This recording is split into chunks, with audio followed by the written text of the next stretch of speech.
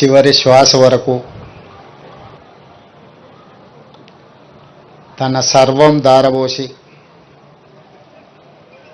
ఈ తెలంగాణ ఉద్యమాన్ని,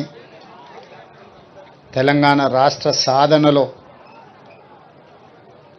గొప్ప పాత్ర పోషించిన అందశ్రీ గారిని కోల్పోవడం తెలంగాణ సమాజానికే కాదు,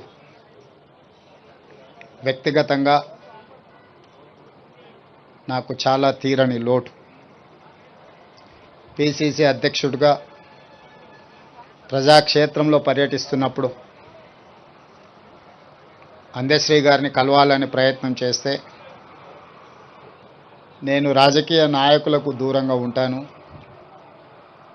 రాజకీయ నాయకులను వేదికల మీదనే కలుస్తాను కానీ వ్యక్తిగతంగా కలవను అని ఒక మిత్రుడి ద్వారా